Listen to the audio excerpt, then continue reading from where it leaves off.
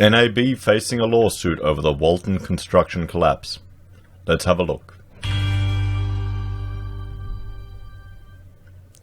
Good morning, everyone. I'm Florian Heise, and welcome to another episode of Heise Says. I've got my morning stein of coffee, and I thought we'd read through this article about NAB facing a potential lawsuit over the collapse of Walton Construction. Now, I have worked for Walton Construction and worked with Walton Construction. Frankly, they were to be honest, they were the first builder that we worked with on a commercial project. When Rachel and I first started our business, we got some work for WorkCover Queensland, refurbishing and densifying 4 of their premises around Queensland here. When they were moving out of their main tower to the suburbs for refurbishment work, we worked with Walton on those 4 jobs. They did fine. We had no problems. It was good. People we were dealing with there were reasonable. It was a good little introduction to the commercial sector for us. And I think years later, we worked with them on one project just before they went under. We actually worked for them as a design and construct project. It was a little, a security, something in the basement of a hospital, a Wesley Hospital, a little tiny thing. I think a toilet or security thing. Honestly, it was a very small job, and Rachel managed it. I just had to chase up the fees. And what happened for us is they just went under, and then we started getting these phone calls and approached by another business, which was their new business, the Phoenix Rising. And they wanted us to do their office fit out, so I sent the guys out there to measure up, put a fee proposal. They kind of expected us to do it for nothing. And yeah, that wasn't happening. So we were quite fortunate we managed to get our money, particularly when we read through this article.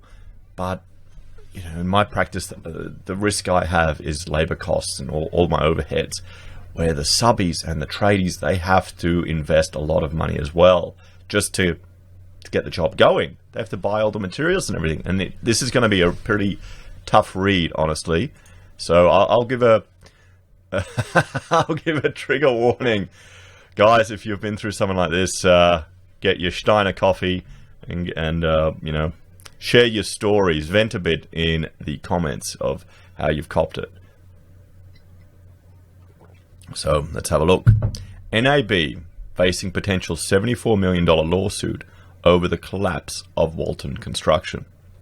So, creditors who lost money in the collapse of a major construction company are attempting to sue the National Australia Bank for $74 million. The creditors successfully applied to the federal court to appoint a special purpose liquidator to examine the bank's role in the 2013 collapse of Walton Construction. Was that long ago? 2013. Wow, I'm getting old. The special purpose liquidator will look at the relationship between NAB and a restructuring advisory firm, Mawson Group, which put in place a complex set of changes to Walton Construction in the weeks before its collapse. Wow, that sounds completely normal, doesn't it? Completely normal. The effect of these changes was to remove $18 million in unsecured NAB loans to Walton, so the bank lost nothing when the company went into liquidation. So the banks always win. The banks always win. Walton Construction was a big player in the building industry in Queensland, Victoria, and New South Wales. My understanding was that Queensland was the one doing really well. It was doing fine, but it was the other states that dragged it down. This is discussions with ex-managers and ex-senior people there. This is a sad story, guys. But by early 2013, according to auditors' reports, it was either closed to or actually insolvent. In October of that year, it went into voluntary liquidation with tens of millions of dollars in debt. Tens of millions of dollars. So there's no justice. So roofer David Panetti lost more than 150 and his house repossessed as a result of the Walton collapse. That's the issue, guys. That's the issue. That's why when I was invited to put a fee proposal in for the Queensland government for an education project, And they wanted me to take on all of these engineers, and I'd be responsible for them. I'd have to pay them, even if the government didn't pay me on time. And I've had clients like builders and other people not pay me on time. And you got to make ends meet. You got to, for your engineers, you can generally have a word going, guys, I'm tight. I haven't gotten paid yet. Can you give me a bit of time? And if you got a professional relationship, they'll understand, particularly for a smaller business, because frankly they've been through it too. But your staff, you got to keep paying. Your suppliers, you got to keep paying. And technically, that what I just said there was paid when paid. You're not allowed to do that. That's illegal. Under the contracts you have, you can't do that. So that's where, I'm giving an example there where, because I've got good relationships with the engineers, they'll trust you to do that. But will suppliers do that? Hopefully, but in the end, it all comes back. If you don't get paid, if the builder goes under and doesn't pay you, your house is gone. That's the thing, and that's what a lot of subbies and tradies, they've got it even worse, because look how much he's lost more than 150 grand, because he'd had to buy all the roof material, and he can't go and get it off, can he? He can't go take it off the building once it's screwed down. Well, you can try. So, retired Sunshine Coast building contractor Les Williams, who lost nearly $700,000 in the building collapse, said creditors have a strong legal case. We believe there is wrongdoing here, so we want to pursue it, he told 730. Well, good on you, Les. Bloody oath. It does sound dodgy. It does really sound dodgy, because NAB would have been all over the financial situation of Walton. They would have known exactly what was going on. Yeah. People say to me, I'm just a disgruntled old bugger. And they're right. I'm very disgruntled. Yeah, that's good. There's nothing wrong with being a disgruntled old bugger. I'm heading that way really bloody quick. That's why I keep shaving off my beard, guys, so I don't look as old, because then it throws a spanner in the works of my cynical old man approach. There's no justice, said Melbourne roofer David Panetta, who lost 170 when Walton collapsed and eventually had his house repossessed by NAB. Are you kidding me? So the same bank that did the dodgy to this guy's source of income took his house. Took his house. It's whoever has the most money wins. Well, yeah, that's how I feel like it is, isn't it? Brisbane developer Lenny Willis was also stung by the financial disaster, losing $5 million. He said there'd appeared to be close collaboration between Mawson and NAB. From the documentation I've seen, it was a very close relationship. There was continued liaison, reporting, and discussions, he told 730. See, so even the developers are copping it, guys. I know you love them all, but still. In a related case, late last year, Federal Court Justice Roger Darrington noted the close relationship between the restructuring company and the bank. The restructuring service provided by Mawson was for the purpose of advancing the interests of NAB, he said in his decision. He also found Mawson received substantial fees for its service. Well, that's fine. The bank wins. They don't lose any risk, and then they get to repossess the houses of people that have paid for it for years and sell it for full cost. This is bullshit. This is complete and utter bullshit.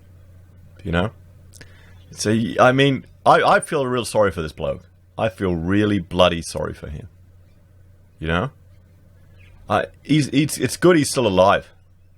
And that's a serious issue in this game, particularly if times get tough, guys.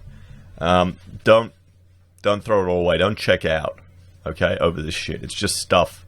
And if you have a friend in the game, in the construction game, and they're getting in trouble, reach out to them, okay? Because it's not worth it. It's not worth it. Then you let these arseholes win.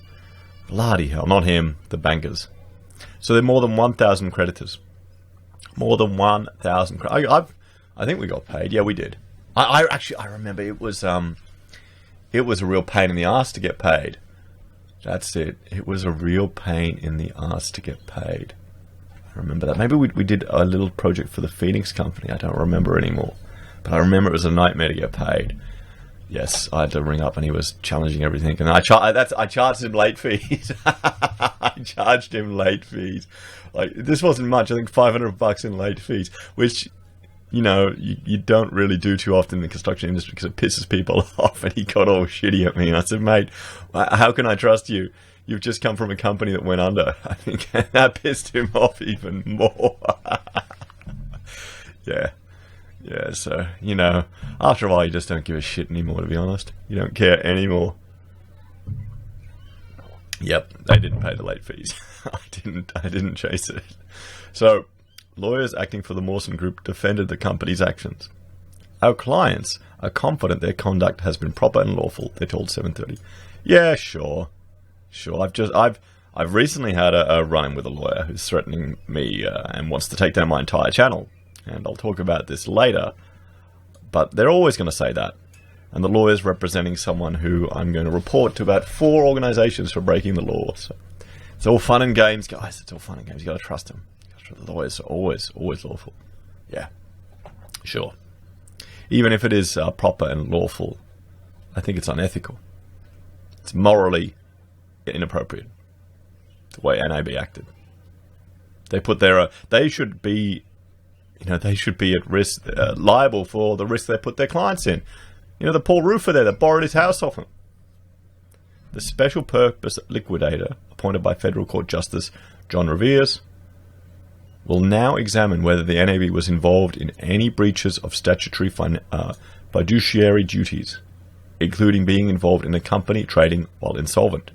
Barrister and former ASIC investigator Nally Coburn is assisting the creditors. Our clients are very happy. We have a special purpose liquidator appointed in relation to the Walton issue, he told 730 outside court on the day the orders were granted. Mr. Williams is now trying to raise funds for a class action. Good. We hope to have the NAB compensate people for their losses. There's 1,400 people who lost in the vicinity of 74 million. 74 million. NAB told a 2015 Senate inquiry that it did not know the true financial position of Walton Construction and rejected the allegations that it arranged for Mawson to protect the bank's interest. Do you trust that, guys? Do you trust that? Not in a million bloody years. Not in a million years. The Senate inquiry, however, expressed serious concerns over the relationship between NAB and Walton and raised the possibility that the bank may have facilitated illegal Phoenix activity. It was interesting. It was interesting from one day to the next getting this phone call from this other business setting up out of nowhere. They kind of disappeared when we insisted on getting paid for work. How dare those architects want to get paid? We should just do it for the love. And we should trust them implicitly. I think I said I want to get paid up front too. Yeah. In a written statement to 730, NAB General Manager of Strategic Business Services, Ross McNaughton, confirmed the bank was aware of the appointment of the special purpose liquidator. We understand many unsecured creditors, and that's what you are. That's what you are when you're signing up for this stuff. You want the directors to give you personal guarantees. You know how many jobs you'll get then if you start demanding that? Nilch. None. Zero. Because there'll be another guy accepting it, probably for less fees, and he won't have those demands. Even if you insist on getting paid within a reasonable time frame, you'll lose work. You'll lose work. So everyone who has a wage and gets paid every 2 weeks, every month, or even every week, you've got no idea what it's like to have 60 grand outstanding or 90 grand outstanding for months on end, and you still got to cover all your costs. Okay, so I'll start here again. We understand many unsecured creditors, including subcontractors, were negatively affected by the insolvency of Walton Construction, and we appreciate the impact that has had on everyone involved in the business, he said. So I heard rumors about, Walton, driving off Mercedes and all this stuff, all these luxurious things, and it's the normal people that cop it. The normal people that cop it. So I really hope they pull it off. I hope they get NAB, because this feels really dodgy. It really does. So key points. The federal court has appointed a special purpose liquidator to invest NAB's roles in the collapse of Walton Construction. The liquidator will look at the relationship between NAB and the restructuring advisory firm Mawson Group. More than 1,000 creditors lost over $70 million when Walton collapsed. So yes, I really hope they find out and can tell us if this behavior was inappropriate. If this behavior, what they did, is not considered inappropriate, then I would hope they would change some legislation, because it just feels dodgy. The fact that his source of income was cut off by NAB and then they took his house. I mean, that's just brilliant. That is just atrocious.